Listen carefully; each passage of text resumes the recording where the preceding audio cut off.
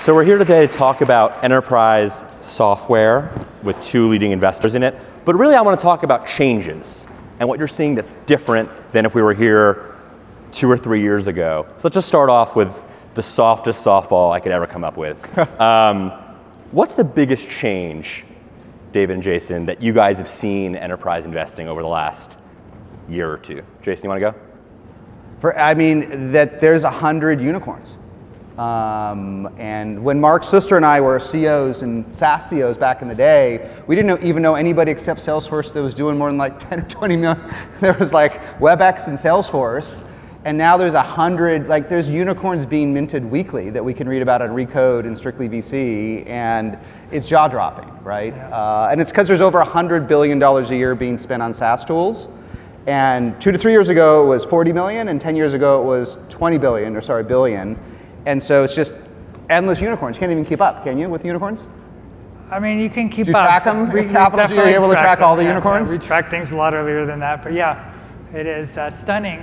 Well, it's a big secular trend that people have been talking about forever, and when you think about the numbers, it's a lot different than when you feel them, and we're midway through this trend of trillions of dollars moving to the cloud, and that's a gift that keeps giving. Do you guys feel like the dynamics of the competitiveness have just transformed over the last year or two? Or are you guys floored by the amounts of random people who suddenly have a VC fund, who suddenly want to compete with you for a deal?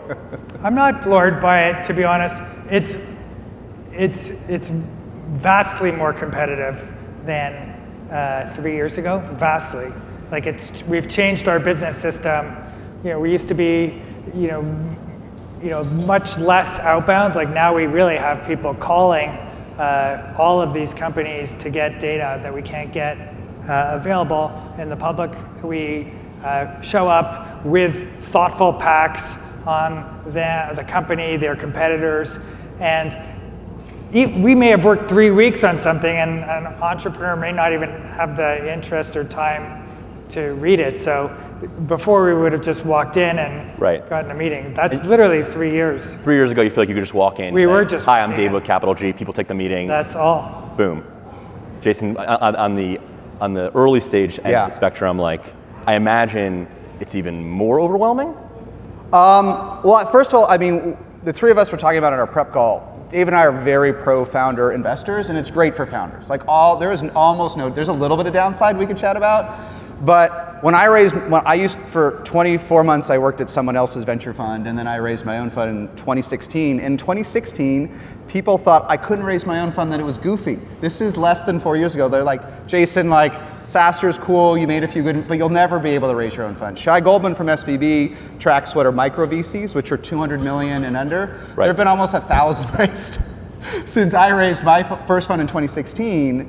And the other thing that changed in 2016, when I raised, even in 2015, 2016, not everyone really wanted to do enterprise. It was niche-y, the consumer was cool.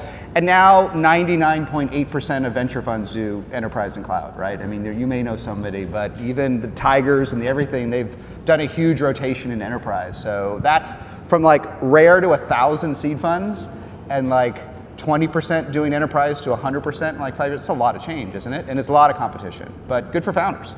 Yeah, I feel like that element of it, the fashion-oriented nature of theoretically long-term investors, is very surprising to me. What do you mean? So you have a public market that's doubled the multiples on enterprise SaaS, and hard to know where that shakes out long-term, but we're certainly at the historical high end of that. And you have people who are going into making investments for 5 years based on that multiple. So folks just show up because they see money. That's where the money is. Right. And the consumer stuff, people are nervous about, maybe it's WeWork, maybe it's something else. All of a sudden it becomes unfashionable. And these people are literally going to be locked up in illiquid securities for 5 years. It's actually hard to not be influenced by the red and green on the ticker. You mentioned sort of the trouble with consumers and IPO and WeWork. Do you guys see that do you guys see the freak out over consumer IPOs as good for enterprise or bad?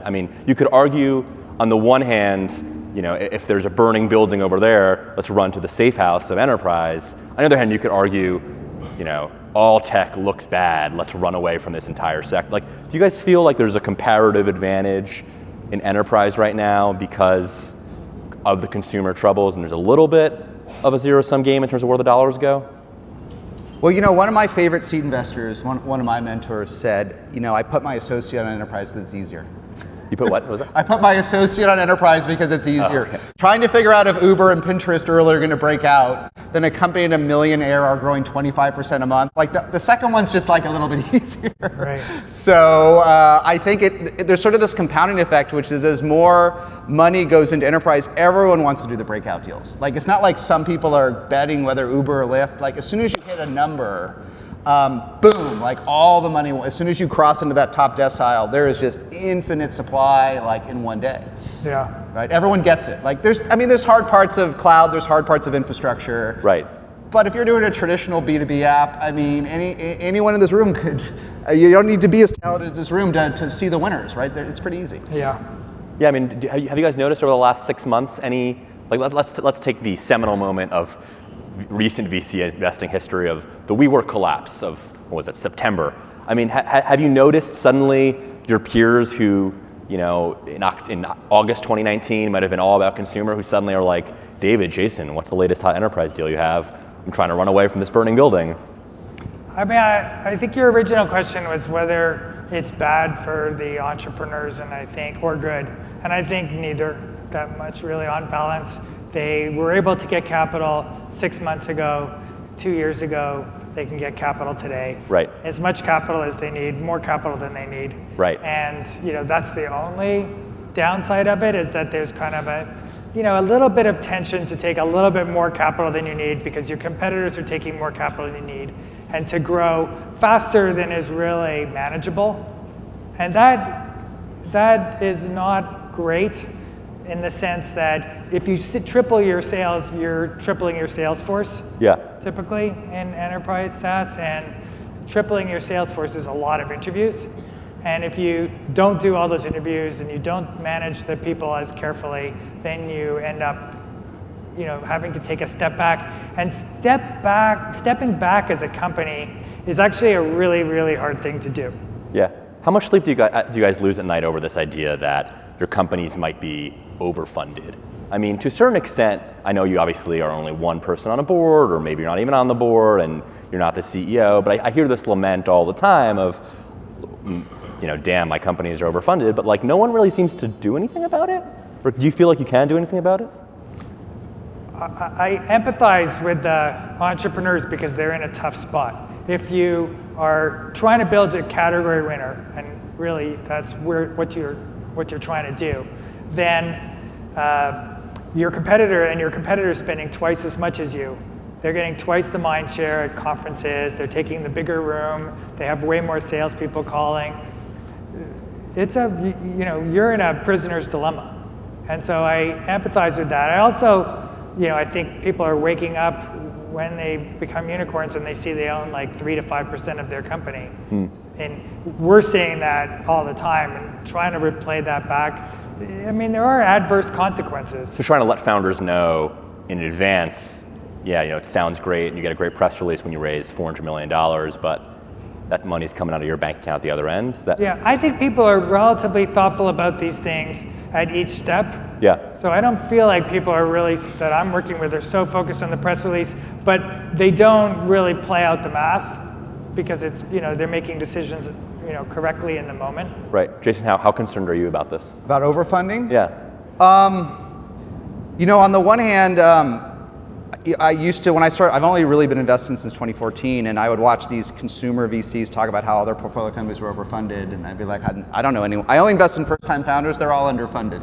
So it took a while. There's no question that overfunding, especially multi-billion-dollar funds doing A rounds, is very damaging, in my opinion, to SaaS companies, enterprises. It's very damaging. Putting 30 or 40 million into a company that should only absorb 8 to 10, you end up hiring Mr. Dashboards, who comes in from a unicorn. You end up hiring someone from a Twilio or a Google way too early, and he or she brings in 30 reps in a week and those 30 reps closed less than the 3 reps you had before she started. I see this 100% of the time when you're overfunded. Because you don't overfund and leave the money in the bank, all of a sudden Mr. and Mrs. Dashboards is hired, right? And that's destructive. That is destructive. But if you sequence it right, it's a gift, because look at Shopify. Shopify IPO'd in 2015, it was worth $1 billion. Today it's worth $40 billion, right?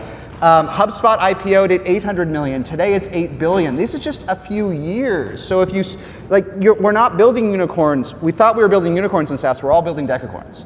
So if you're going to build a decacorn, you can consume $1 billion of private capital on the way to a $10 billion exit and still own a lot. You think it's been a paradigm shift? The idea that everyone obviously talked about building $1 billion company. Yes. That no longer cuts it.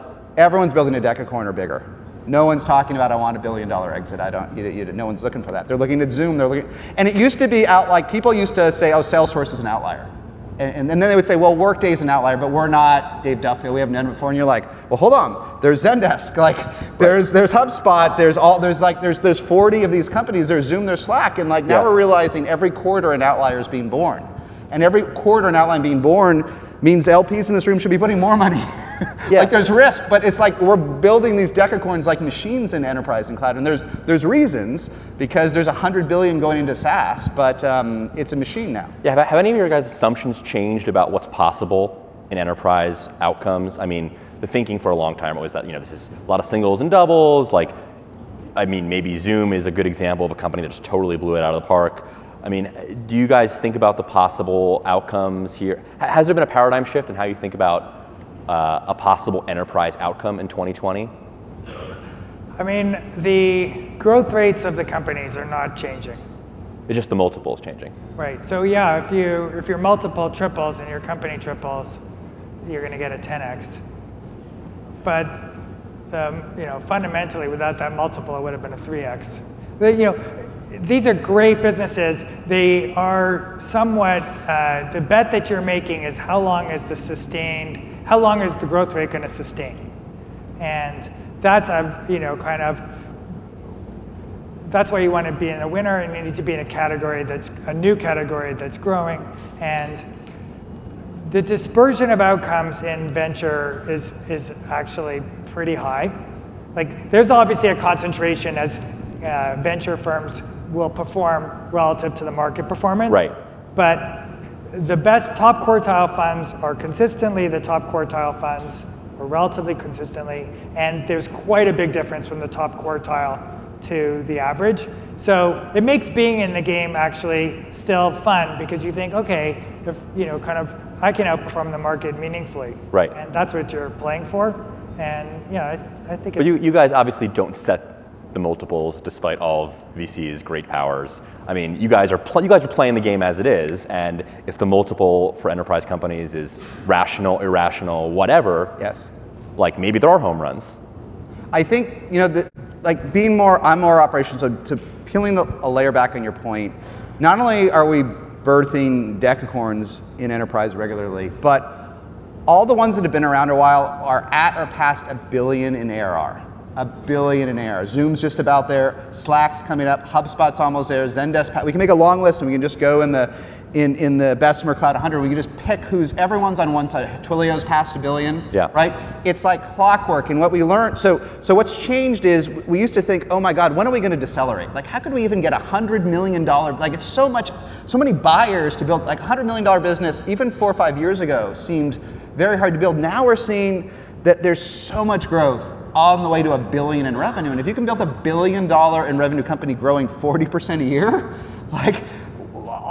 as crazy as it sounds, all these $1 billion pre's make sense if you find that company that gets to $1 billion in revenue growing 100. So that's a total change when over $100 billion of corporate IT spend went into SaaS. That's just the goal $1 billion run rates, $1 billion run rates left and right. And the truth is, none of us saw this 3 or 4 years ago, right? That we would routinely get to $1 billion in software revenue, all the time. It's nuts, isn't it?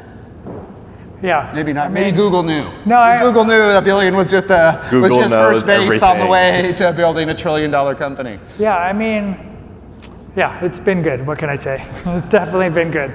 It's been an amazing time to be a growth investor. I remember in 2013 listening to Bill Gurley and Pierre Lafont, and they were like, the market is overfunded. All these growth investors are crazy. I was like, wow, we're just starting out. Right. Maybe I'm crazy, and it's been a 6-year bull market. Right. I want to ask about sort of the impressions of obviously the Silicon Valley's most controversial investor, SoftBank. Over the last 6 months, a lot of people in my industry have sort of been consumed by, it seems like the daily news of mass layoffs at some company, and I'm curious how it's affecting VCs who have to work with them. Do you guys have any new pause, if you had a CEO come to you with a term sheet from SoftBank that you didn't have 6 months ago? I only have one company I've invested in that's worked with SoftBank. But in the future, now that you know what you've known over the last couple of years, is there any new kind of pause you feel like you'd have? I think in enterprise, maybe some of this drama is overstated. Once you start approaching 50, 60 million in ARR, everyone knows you. All the late stage investors know you. I mean, Google and CapitalG built a database and software, everyone has it, but everyone's got an army of analysts. And it's not that hard to figure out who's at 50. And so all the potential unicorn investors, you'll know them. It's not as crazy as it was before. And you'll have 30 to 40 relationships as you approach that round. And whether it's SoftBank or someone else, you'll know. And this isn't Casper. There's no excuse to run out of money in enterprise. Like, it's so predictable. If you have 140% revenue retention and you need this amount of headcount, like, there's no excuse for running on fumes. So I think there's more time to get to know them, and I think the shenanigans should be fewer. Maybe your experience is different. I mean, David, you obviously have companies all the time that are going to be probably, at least everyone's considering a SoftBank offer at some point if you're at a certain level of success. Has your opinion of them or changed at all? I don't think it's changed that much, but I'm always wary of people or any investor that's offering the company more money than the company is asking for, double, triple, 5 times, 10 times more than that's when asking. Bad behavior has to slip in. Yeah, so it just has that's something you caution your CEOs. You care a lot about the quality of the individual, and so it's not the firm that's necessarily the guiding thing, but the individual, their clout within the firm, like, can they get things done, the predictability. And for some deals that I've seen, some firms are less predictable than others, and SoftBank at times has been less predictable than others, and that's a negative for them. Sure. But one thing is, like, just let's give SoftBank, as founders ourselves and entrepreneurs, let's give them a huge round of credit. They leaned in. They went crazy. They're like, there's going to be multiple $100 billion plus outcomes. The internet's crazy. Like, look at these companies like the Stripes, and then, not that they got into all the Ubers. I never really thought it was so crazy what they were doing. Yeah, they're like, we're going to get a big position in $100+ billion outcomes. And if Uber had just been a $100 outcome instead of 40, that alone probably would have made it all. It's a good, thoughtful bet, and it's kind of badass, but it's cool. It's au courant. It's what you should be doing in the 10th year of a bull run. So, yeah, there's a few bumps. Or maybe but not. I like it. You got to respect the audacity of what they've done. It's logical, and you don't want to screw around, right? If you're running, what's the CEO's name? I should know how to pronounce his name. Masa? Yeah, he doesn't want to make $1 million. Right. How much does he have to make to move the needle? Like, it's the only playbook that works, billion. right? Yeah, 100 billion barely, right? Yeah. No, I think that if you're raising capital at 7% and you can make 10%, then that's great. Right. And so I think it's perfectly rational from their standpoint. And the question is more just on a company by company basis, what's best for them. And I think in consumer, there is a real advantage to capital. In enterprise, it's a little bit more limited. One question just specific to CapitalG and sort of so obviously you guys are part of Google. There's this broader conversation about power of big tech, power of Google. I'm just curious if that changes your job at all. I know you guys are focused on financial returns, but the conversation of everyone sort of reconsidering what is Google, what is CapitalG, does that come up with entrepreneurs, or are you able to tune that out and just focus on like a deal by deal basis? I mean, I frame what we're doing with entrepreneurs in the first 2 minutes of every conversation, just so there's no ambiguity. We're funded by Alphabet. We actually have little to no relationship with Google other than what we want. Sure. Yeah, we're kind of literally only measured for profit. there's no strategic vetting of anything we're doing. Kind of our compensation, because we were only paid really from carry, is totally aligned with their success. And so people then say, well, what's the upside of, they're kind of more focused on the upside. And I tell them, we've literally had 2,000 Googlers working with portfolio companies over the last 7 years. Right. 700 portfolio company employees have gone through Google's machine learning training, and you just start listing, like, we can, kind of help you with security audits and, kind of marketing analytics and stuff that is very hard to do for a subscale company, and people are. Yeah, but is there like a suspicion? The reason I'm assuming you have to sort of tell them that message at the beginning is there's a misunderstanding, right? Misunderstanding. Right. I think that. I don't think that there's a misunderstanding as much as, how would you know? Sure. It's called Capital. Yeah, it used to be called Google. Yeah, Capital. we are affiliated with Alphabet. Right. So how would you know? So I want to be really clear. But then people that we're talking to are pretty sophisticated. Yeah. And we've done 43 deals. There's a lot of people to reference check. Sure. And in the end, that's our business. I just wondered whether or not, the same way that obviously there's sort of new scrutiny on acquisitions, right, by not just Google, frankly, Facebook or Apple or Amazon.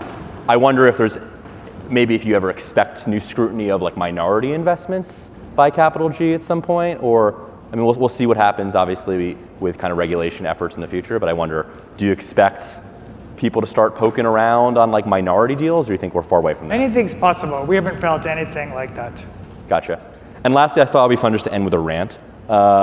Jason. What's a rant? What's a rant? I cheated and I pulled a question off of Quora, where you are I've answered a few. You've answered a few. I feel like all over. I don't know if you've Googled yourself recently, but there's a lot of Quora. All right. Well, you got to hack the algorithms when you can, right? They did it. I'll just ask the question that you were asked.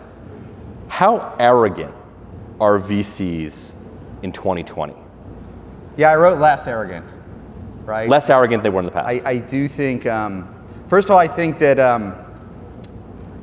not all. The other thing that's changed the last couple of years is there's so many more operators and CEOs that are investing, right? And most remain conflicted about venture. Most remain conflicted.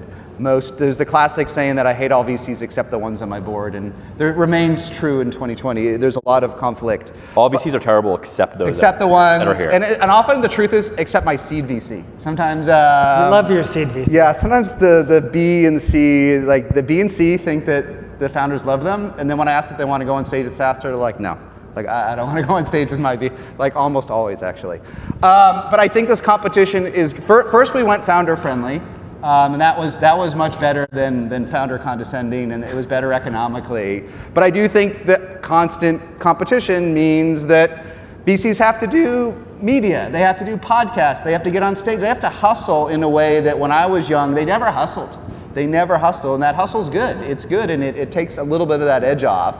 So I don't know how to, there is inherently this like paternalistic relationship in board meetings that I still hate. I hate that talking down element. Have you thought about this? Yes, we're at 40 million. We've thought about it. Thank you, Bill. We have. Have you thought about adding this feature 100 friggin' times? Of course. So that part I hate, but I think it is better.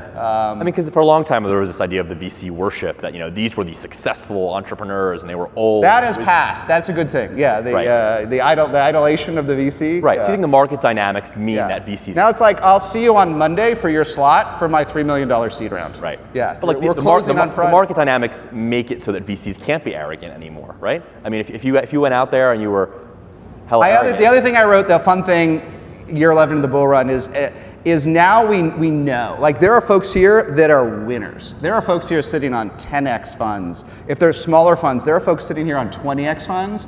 They can't pretend anymore. Like the growth of the cloud and the internet has really created very divergent results, and we know who's a pretender and who's put up the decacorns, and so the hubris in between I think has faded a bit. Gotcha. All right, let's take it from there. Thanks, guys. Thank you. Yeah.